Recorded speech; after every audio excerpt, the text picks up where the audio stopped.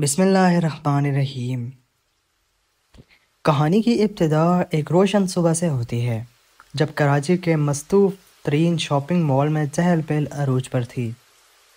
فہد ملک اپنی 30 کی دہائی کے اوائل میں ایک کروڑ پتی بزنس ٹائکون سیاہ لیموزین سے اتر کر مال کے شاندار داخلی دروازے کی طرف بڑھ رہا تھا۔ اس کی ہر چال میں خود اعتمادی اور اختیار جھلک رہا تھا۔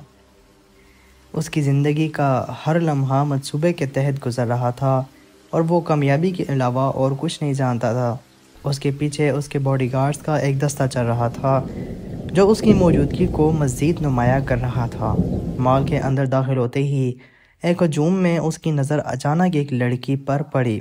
وہ لڑکی سحر علی 20 سالہ خوبصورت اور معصوم چہرے والی کالج کی طالبہ تھی جو اپنی درسی کتابیں ایک ہاتھ میں اور دوسرے ہاتھ میں کافی کا کپ لیے تیزی سے گزر رہی تھی۔ سحر کا دھیان کہیں اور تھا، شاید اپنے آنے والے امتحان میں یا کسی اسائنمنٹ میں۔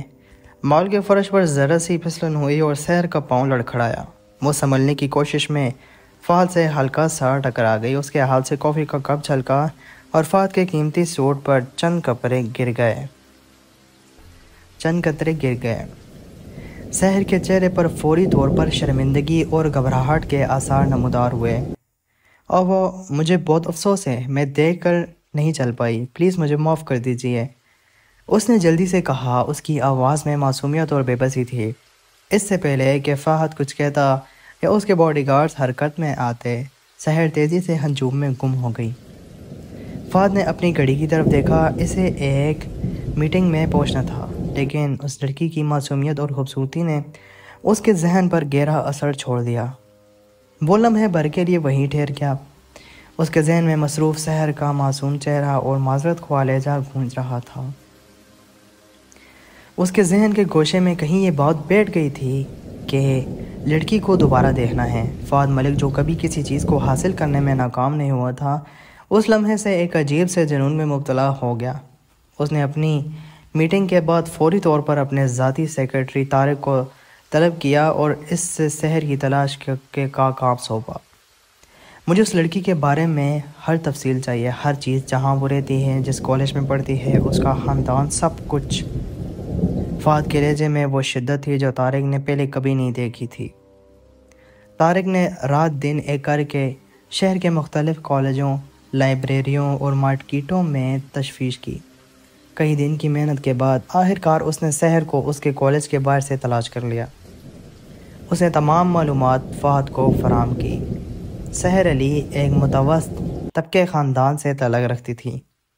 اس کے والد ایک ریٹائرڈ اسکول ٹیچر تھے اور والدہ گھریلو خاتون۔ وہ اپنی تعلیم میں بہترین تھی اور اس کے خواب سادہ بلند تھے، ایک اچھی نوکری حاصل کرنا اور اپنے والدین کا سہارا بننا۔ فہد نے جب سحر کی تصویر دیکھی اور اس کے بارے میں تمام معلومات حاصل کی تو اس کا جنون اور بھی بڑھ گیا۔ اسے لگا کہ یہ وہ لڑکی ہے جو اس کی خالی زندگی کو مکمل کر سکتی ہے۔ اس نے ایک ایسا منصوبہ بنایا جس نے سحر کی سادہ اور پرسکون زندگی کو ہمیشہ کے لیے بدل کر رکھ دیا۔ اس نے ایک ایسا منصوبہ بنایا جس نے سحر کی سادہ اور پرسکون زندگی کو ہمیشہ کے لیے بدل دینا تھا۔ اگلے دن فہد ملک کالج کے اوقات میں سحر کے کالج پہنچا۔ اس نے پرنسپل سے ملاقات کا وقت لیا اور کالج کی ترقی کے لیے ایک بڑی رقم عطیہ کرنے کی پیشکش کی۔ پرنسپل جو فہد ملک کے نام اور اصف و سوخ سے بخوبی واقف تھے، فوراً متاثر ہو گئے اور اسے مکمل احترام دیا۔ فہد نے پرنسپل سے بات چیت کے دوران سحر علی کا ذکر کیا اور اس کی ذہانت کی تعریف کی۔ اس نے کہا کہ وہ اس طرح کی ہونہار طلبات کی مدد کرنا چاہتا ہے۔ پرنسپل نے سحر کو فوری طور پر اپنے دفتر بلایا۔ سحر پرنسپل کے بلاوے پر حیران اور پریشان تھی، لیکن جب وہ دفتر میں داخل ہوئی تو فہد کو وہاں بیٹھے دیکھا تو اس کے دل کی دھڑکنیں تیز ہو گئیں۔ اسے یاد آیا کہ یہ وہی شخص تھا جس سے وہ مال میں ٹکرائی تھی۔ فہد کے چہرے پر ایک فاتحانہ مسکراہٹ تھی، جبکہ سحر کے چہرے پر خوف اور الجھن کے ملے جلے تاثرات تھے۔ فہد نے بہت پرسکون انداز میں سحر سے مخاطب ہو کر کہا، میں جانتا ہوں کہ آپ مجھے نہیں پہچانتی، لیکن میں آپ کو اس دن سے یاد کرتا ہوں جب آپ مجھ سے ٹکرائی تھی۔ سحر نے شرمندگی سے نظریں جھکا لی۔ پرنسپل نے سحر کو فہد کی سخاوت کے بارے میں بتایا اور اسے مشورہ دیا کہ وہ اس موقع کا فائدہ اٹھائے، لیکن فہد کے ارادے صاف نہیں تھے۔ اس کی آنکھوں میں ایک ایسی چمک تھی جو سحر کو بے چین کر رہی تھی۔ جب سحر نے وہاں سے جانے کی کوشش کی تو فہد نے اس کا راستہ روکا۔ میں آپ سے بات کرنا چاہتا ہوں۔ سحر، یہ کالج کے باہر ہو تو بہتر ہوگا۔ اس کے لہجے میں ایک دباؤ تھا جسے سحر محسوس کر سکتی تھی۔ سحر نے اگلے کئی دن فہد سے بچنے کی کوشش کی، لیکن فہد نے اسے ہر جگہ تلاش کیا۔ اس نے اس کے راستوں میں رکاوٹیں کھڑی کی، اس کے دوستوں سے رابطہ کیا اور اس کے والدین کو بھی اپنے اثر و رسوخ سے قائل کرنے کی کوشش کی۔ فہد نے سحر کے والدین کو بتایا کہ وہ سحر کی تعلیم کا خرچہ اٹھانا چاہتا ہے اور اسے اپنے بزنس میں شامل کرنا چاہتا ہے۔ والدین جو اپنی بیٹی کے روشن مستقبل کے خواب دیکھتے تھے، فہد کی پیشکش سے متاثر ہوئے۔ ایک دن فہد نے ایک خطرناک قدم اٹھایا۔ اس نے سحر کے کالج کے باہر ایک ہنگامہ کھڑا کیا جس میں سحر کو بھی گھسیٹ لیا گیا۔ اس اسکینڈل کو اس طرح اچھالا گیا کہ سحر کی عزت داؤ پر لگ گئی۔ فہد نے پھر سحر کے والدین سے رابطہ کیا اور انہیں عزت کا واسطہ دے کر اس سے شادی کرنے پر مجبور کیا۔ اس نے یہ ظاہر کیا کہ سحر کے ساکھ کو بچانے کا واحد یہی حل ہے کہ وہ اس سے شادی کر لے۔ سحر کے والدین جو اپنی بیٹی کی بدنامی سے ڈر گئے تھے، بے بسی کی حالت میں اس پر شادی کے لیے دباؤ ڈالنے لگے۔ سحر کے پاس کوئی چارہ نہ تھا۔ اس کی آنکھوں میں آنسو تھے اور دل میں بے بسی تھی۔ اس نے فہد سے شادی پر رضامندی دے دی، مگر یہ رضامندی دل سے نہیں بلکہ مجبوری سے تھی۔ یوں فہد نے سحر کو ایک نجی تقریب میں اپنی شریک حیات بنا لیا۔ شادی کے فوراً بعد فہد سحر کو اپنے عالیشان گھر، جو ایک وسیع و عریض حویلی تھی، لے گیا۔ یہ حویلی ہر آسائش سے آراستہ تھی، لیکن سحر کے لیے یہ ایک سونے کا پنجرہ تھا۔ اس نے خود کو اس حویلی میں تنہا اور قید محسوس کیا۔ حویلی میں قدم رکھتے ہی سحر کو ایک عجیب سی وحشت محسوس ہوئی۔ ہر طرف نوکر چاکر اور فہد کے اہل خانہ کی موجودگی کے باوجود اسے خود کو تنہا محسوس ہوا۔ فہد کی ماں ایک سخت غیر خاتون تھی جو اپنے بیٹے کی ہر بات مانتی تھی۔ انہوں نے سحر کو بہو کے طور پر قبول تو کر لیا، لیکن ان کے دل میں سحر کے لیے کوئی خاص نرم گوشہ نہیں تھا۔ وہ جانتی تھی کہ یہ شادی کسی عام محبت کی بنیاد پر نہیں ہوئی تھی۔ فہد نے سحر کو ہر آسائش فراہم کی۔ اسے بہترین لباس، زیورات اور ہر قسم کی سہولتیں دی گئیں۔ اس نے سحر کو بتایا کہ وہ اس کی ہر خواہش پوری کرے گا، بس وہ اسے قبول کر لے، لیکن سحر کے دل میں اس کے لیے نفرت اور خوف کے سوا کچھ نہیں تھا۔ وہ فہد سے دور رہتی تھی، اس سے بات نہیں کرتی تھی اور ہر وقت اس کی آنکھوں میں ایک اداسی چھائی رہتی تھی۔ وہ اپنے چھوٹے سے کمرے میں خود کو بند کر لیتی تھی اور گھنٹوں اپنے مستقبل کے بارے میں سوچتی رہتی تھی۔ اس کی آزادی، اس کے خواب اور اس کی پرانی زندگی سب کچھ چھن چکا تھا۔ فہد سحر کی حالت سے واقف تھا اور وہ جانتا تھا کہ اس نے جو وہ غلط کیا تھا۔ اس نے سحر کا دل جیتنے کی بہت کوشش کی۔ اس نے کالج واپس جانے کی پیشکش کی، اسے اپنی پسند کے کام کرنے کی آزادی دی اور ہر ممکن طریقے سے اسے یہ احساس دلانے کی کوشش کی کہ وہ اس کے ساتھ زبردستی نہیں کرنا چاہتا۔ وہ اسے مختلف جگہوں پر سیر کے لیے لے گیا، اس کے لیے قیمتی تحفے خریدے، لیکن سحر پر ان چیزوں کا کوئی اثر نہیں ہوتا تھا۔ وہ اب بھی ایک بے حس پتھر بنی ہوئی تھی۔ کئی ہفتے گزر گئے، لیکن سحر اور فہد کے رشتے میں کوئی بہتری نہیں آئی۔ فہد کو راتوں کو نیند نہیں آتی تھی، اسے سحر کی آنکھوں میں موجود درد صاف نظر آتا تھا۔ وہ اپنے کیے پر پچھتاتا تھا، لیکن اب پیچھے ہٹنے کا کوئی راستہ نہیں تھا۔ اس نے سوچا کہ شاید وقت کے ساتھ سب کچھ ٹھیک ہو جائے گا۔ فہد کی ماں اور دیگر رشتہ دار بھی اس صورتحال سے پریشان تھے۔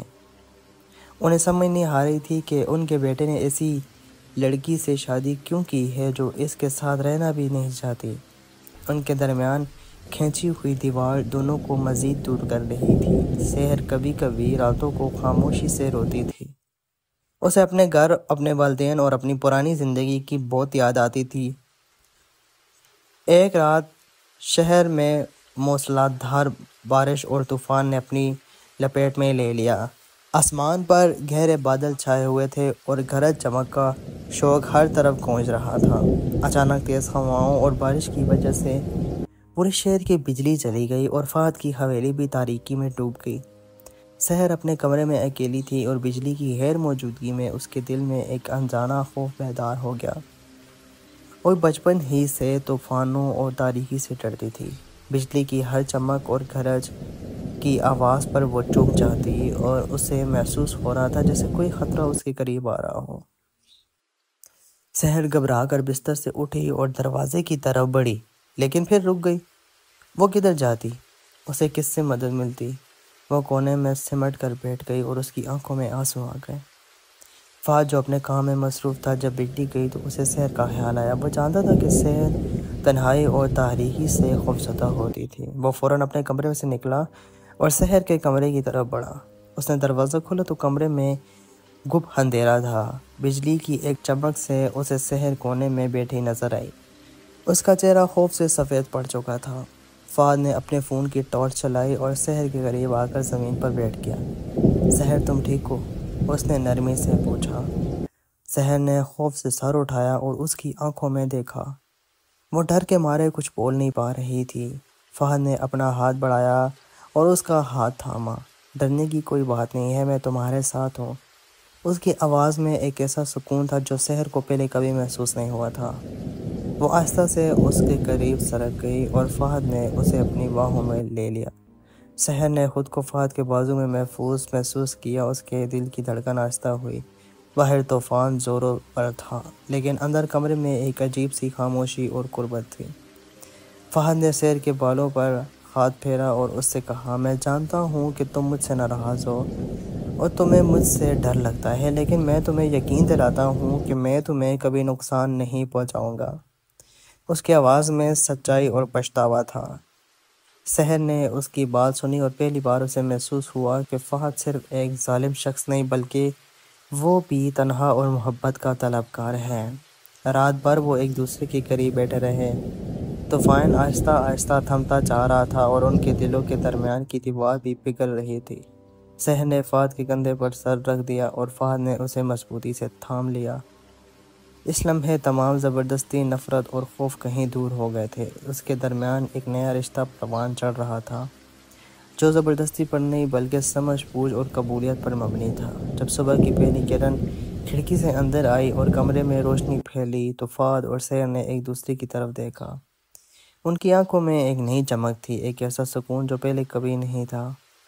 فہد نے سحر کا ہاتھ تھاما اور گہری سانس لی۔ سحر کے چہرے پر پہلی بار ایک ہلکی سی مسکراہٹ نمودار ہوئی۔